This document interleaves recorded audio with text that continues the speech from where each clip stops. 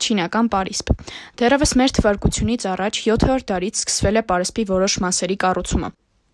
Պաշտպանական նշանակությունից բացի, չինական մեծ պարիսպը ունեցել է նաև սահմանների վերահսկողության նշանակություն, թույլ տալով մետաքսի ճանապարհով ապրանքների անվնաս տեղափոխումը, առևտրի կանոնակարգումը, արտագաղթի և ներգաղթի վերահսկողությունը։ Բարձրակարգ տեխնոլոգիաներով իրականացված հնագիտական հետազոտությունները թույլ են տվել եզրակացնել, որ Մին դինաստիայի կողմից կառուցված պարիսպի երկարությունը եղել է 8850 կիլոմետր։ Այն կազմված է 6259 կիլոմետր երկարությամբ իրական պարիսպներից, 359 կիլոմետր երկարությամբ խրամատներից և 2232 կիլոմետր երկարությամբ բլուրներից և գետերից կազմված բնական պաշտպանական արգելապատնեշներից։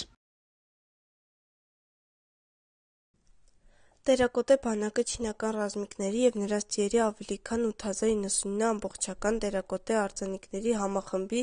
ընդունված անվանումն է։ Արձանիկները թաղվել էին Չինաստանի առաջին կայսր Ցինի հետ մ.թ.ա. 210-209 թվականներին։ Ըստ ավանդության, այս արձանները թաղելու նպատակն այն է, որ դրանք պետք է կայսրը հաղորդեին ուժ և բավարարեին նրա իշխանական հավակնությունները հանդերձյալ կյանքում։ Արձանները հայտնաբերվել են 1974 թվականի տեղի գյուղացիներից մեկի կողմից։ 1987 թվականին ՅՈՒՆԵՍԿՕ-ի 11-րդ համագումարի ժամանակ տերակոտե բանակը ներառվել է համաշխարհային ժառանգության ցանկում որպես Ցին դինաստիայի առաջին կայսեր դամբարանի համալիրի մի մաս։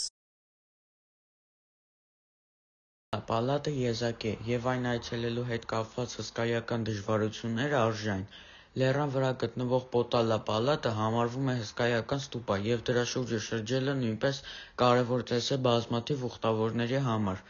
Բազմաթիվ սրահներում պահվում են անթիվ գանձեր, կան Դալայ Լամաների ստուպաներ, շատ բարձր ուսուցիչներ, բազմաթիվ բուդդաներ և աստվածություններ։ Ամառային կայսերական պալատ։ Ամառային կայսերական պալատ Ցին դինաստիայի կայսերի ամառային նստավայրը, որը գտնվում է Պեկինի ծայրամասում։ Ավելի քան 3000 շինություն ունեցող այգին ընդգրկվել է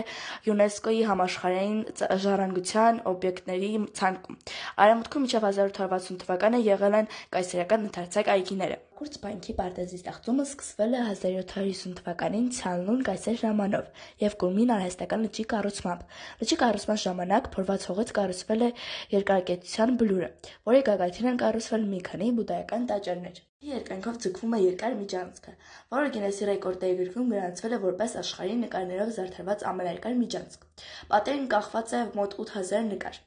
Շուրջը առյուծների և վիշապների բրոնզե արձաններն են, որը խորհրդանշում են կայսերական իշխանությունը։ Ափին վեր է խորանում հանրահայտ մարմարյան նավը, որտեղ սիրում էր ճաշել Ցիսի կայսրուհին, որն ամառային պալատի կառուցման համար ծախսել է Չինաստանի ռազմածովային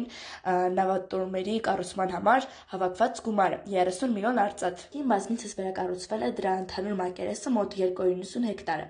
Զբոսայգու հյուսիսային մասում գտնվող Վանշշան լեռը զբաղեցնում է այդ տարածքի 1/4 մասը, իսկ լեռան հարավում գտնվում է Կունմինհու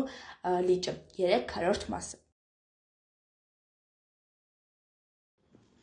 Յանցզի գետի մասին։ Յանցզին մեծ դեր է խաղացել Չինաստանի պատմության, նրա տնտեսության ու մշակույթի մեջ։ Այդ գետի բարգավաճող ծաղկուն դելտայում ստեղծվել և ստեղծվում է երկրի համախառն ներքին արդյունքի ավելի քան 20%-ը։ Հազարավոր տարիներ նրա ջրերն օգտագործվել են խմելու, ոռոգման, մաքրման աշխատանքների, ուղևորների ու բեռների փոխադրման, ինչպես նաև արդյունաբերական ու ռազմական նպատակներով։ Գետը նաև ծառայել է որպես սահմանագիծ։ Յանցզիի վրա կառուցված 3 կիրճերի ամբարտակի հիդրոէլեկտրակայանը ջրի ուժով աշխատող խոշորագույն էլեկտրակայանն է աշխարհում։ Իր երկար ու ուձիգ հոսքի ընթացքում գետն անցնում է բազում էկոհամակարգերի միջոցով և կեցավայր է դարձել մի շարք էնդեմիկ ու վտանգված կենդանատեսակների, այդ թվում չինական ալիգատորի, անլողացի նեղկողավոր ջրախոզի, յուրահատուկ դելֆինի, թառափի համար։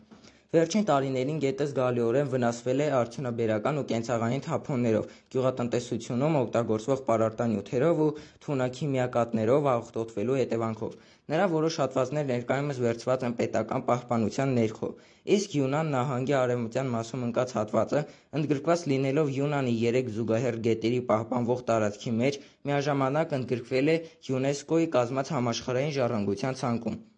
2014 թվականի կեսերին չինական կառավարությունը հայտարարեց, որ նախատեսված է Յանցզի գետի երկայնքով մեկ կառուցել տրանսպորտային լայն ու բազմաճյուղ ցանց՝ երկաթգծերով, ավտոմայրուղիներով, օդանավակայաններով, նավահանգիստներով հանդերձ և ստեղծել տնտեսական մի նոր գոտի։ Յանցզի գետի ավազանը Հուանհե գետի ավազանի հետ մեկտեղ հանդիսանում է չինական քաղաքակրթության օրանը։